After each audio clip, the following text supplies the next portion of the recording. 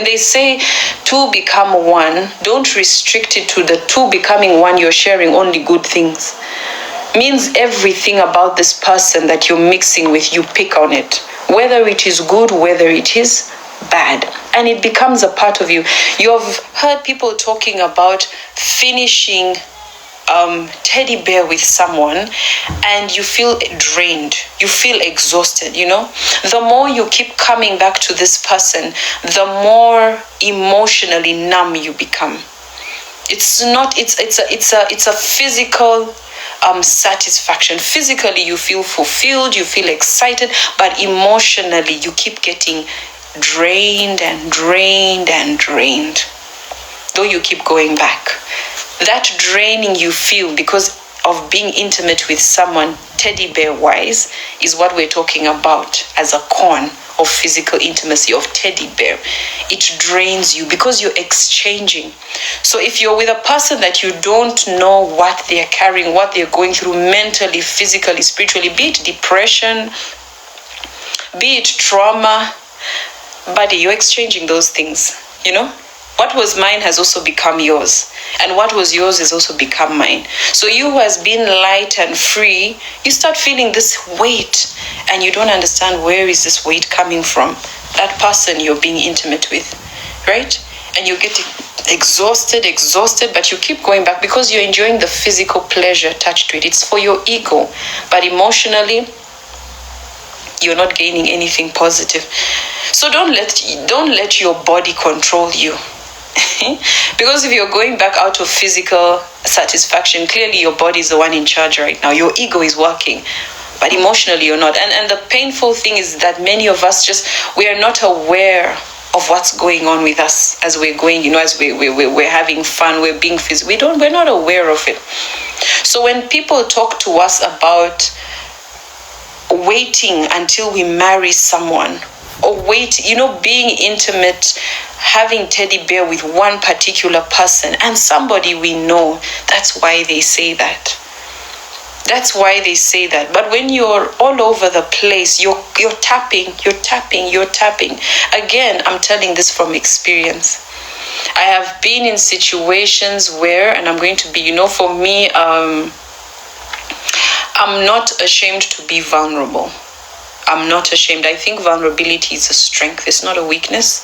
I know I'm not in a society that really understands that, but that is my terminology. I think people who can speak about the truth that everyone else is uncomfortable speaking about are the strongest people amongst us. I don't think you're strong when you keep quiet. I don't think you're strong when you pretend you're fine. I don't think you're strong when you are so absorbed in showing people or making a good impression on people. But he who comes out to me and is able to share and get your healing, to me, you are the strongest person in the room. So I'm an advocate for vulnerability. I say that because some people are listening and they're going to be like, oh my God, how can she be talking about this? Oh, kiss to me, that's how I am. So especially in a case where I know it's going to help people, I will share. So from my personal experience with teddy bear, I have found myself in situations with things I cannot understand, I cannot comprehend. And it took time, it took prayer to know that, it's because of, sometimes it has been me realizing and saying, but ever since I started seeing this person, I don't have peace.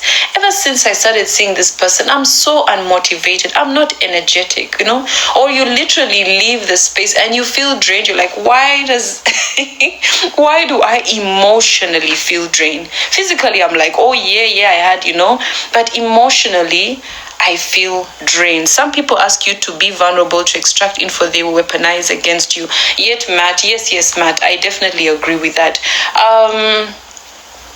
Of course, I think as an individual, I think it's important to be vulnerable if you're going to get any help, if you're going to overcome.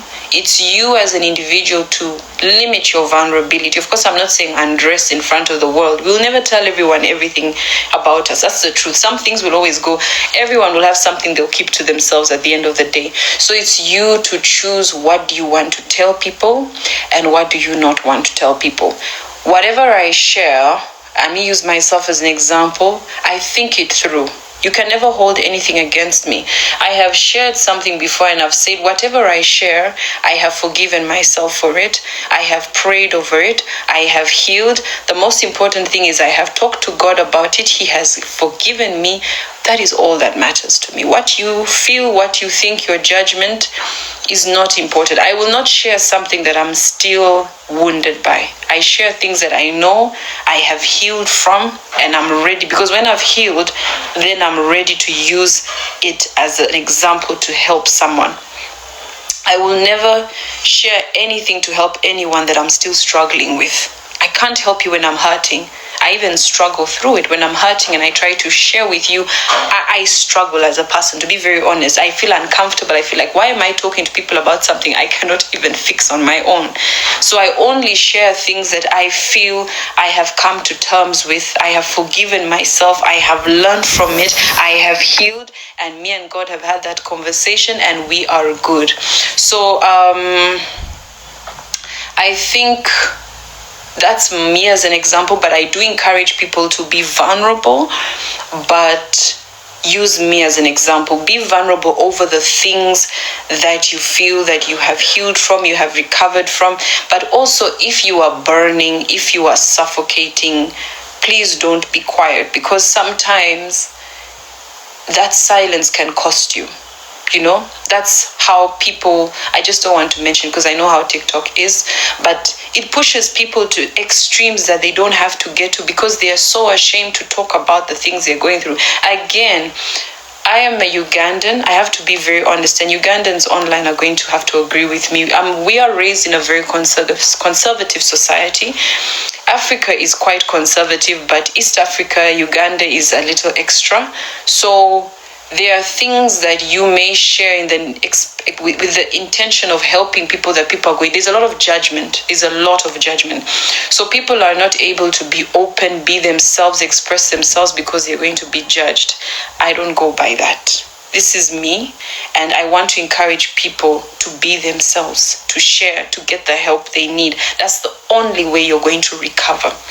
That's why this platform is here. That's why these conversations are here, to help you, not to keep quiet, to speak. But I also say that people who don't have the courage to speak, you can just listen. You can listen and you'll still pick something. Someone else may be as courageous to actually open up and share, and other people will learn from you. All this that we are going through, all these chats we have, they are not random. Everything is for a reason. Again, I'm a very intentional person, so I know that everything in my life is so orchestrated. It's so predestined. Nothing is just happening. We're not just here like, hey guys, no. You know, I know everything happens for a reason. I know as a Christian, my life is God-led, so everything in my life is orchestrated. God is aware of it. It's intentional. So when we even talk about intimacy, there's someone today who needs to listen to this. There's someone who needs understanding for a reason. You have these conversations, and by the end of the conversation, you will know why you needed to have this conversation. Okay, so I'm here for you. You're also here for me, because I don't know who needs to hear what I'm going to share. Yeah, Matt R says this society is conservative but very hypocritical and full of secret polygamy, side chicks, and sugar daddies. I don't even think it's a secret. I think it has become more and more open. But and then you can't force anyone in any direction, but you're here to guide people, to share with people, to give them the options and why it may be better not to go in that direction, and people make a choice. I think people need to make their own choices, but me, I believe we are here to give the advice. You by the grace of God, you hear and you pick and you make the best decisions for yourself and for your life. So I do pray that these chats are going to be as impactful, as helpful as possible. Again, warm welcome to anyone who has just joined us. And yeah, I saw another comment where someone was talking about Timothy, the chosen, said, what kind of advice would you give someone who feels tired of relationships yet still at a young age? Roughly, I would say don't give up. But Timothy, for a case scenario where someone feels like that, I would want to hear your person. I want to know why do you feel like that? I want to know what brought you to that place, because I can't give a general, yes, hang on. but telling you to hang on is surface healing. It's just like, I'm telling you, hang on, don't give up. We're not dealing with the issue, right? So you're going to hear me, you're going to feel good by the feedback, but in here, you're still a mess, If we want to really heal from within, I need to know what happened. Why do you feel that way? When do you think this happened? What happened to you? And then we discuss. And through your narration, I can show you where it was not your fault, where life happens, where we deal with people who are selfish, where situations in our lives must not cause us to generalize that everyone is the same or love is just a mess because of one person's shortcomings. Because people have their shortcomings because of who they are. Some people, like I said, are selfish, but also some people have their shortcomings because of background. That's a very, very big factor that's affecting young people today. We're dealing and dating and being friends with people who have gone through all kinds of backgrounds. People have grown in different ways, and sadly many have grown in very unhealthy ways, and that is what they're carrying. That is what has made them who they are. And that's who you're going to date, and they're going to treat you the way they know, right?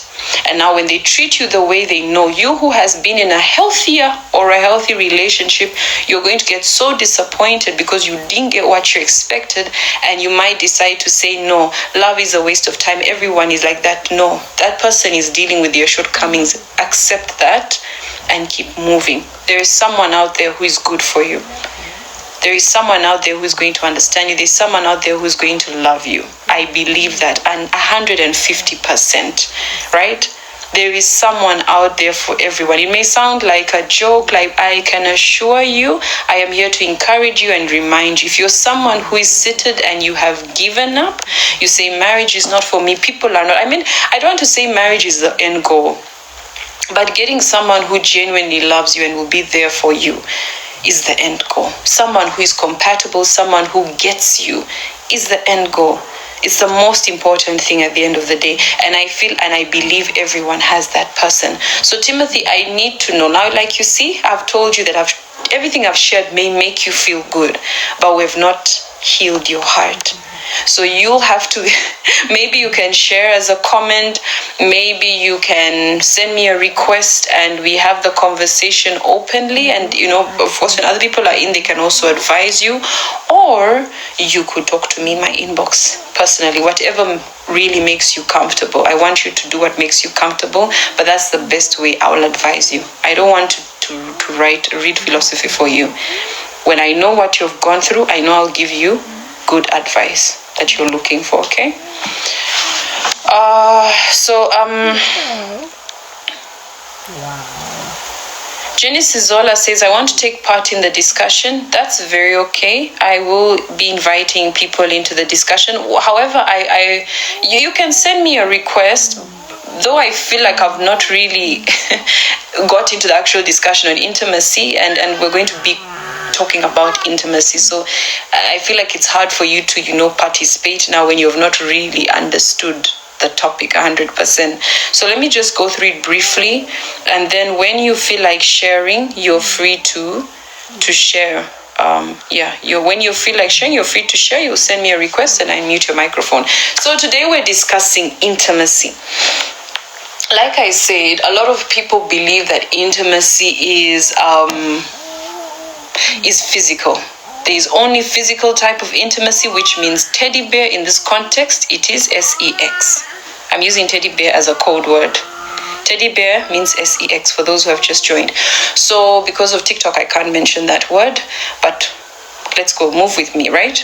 So many people know intimacy as physical intimacy, but physical intimacy is not the only type of intimacy. There's also what we call emotional intimacy.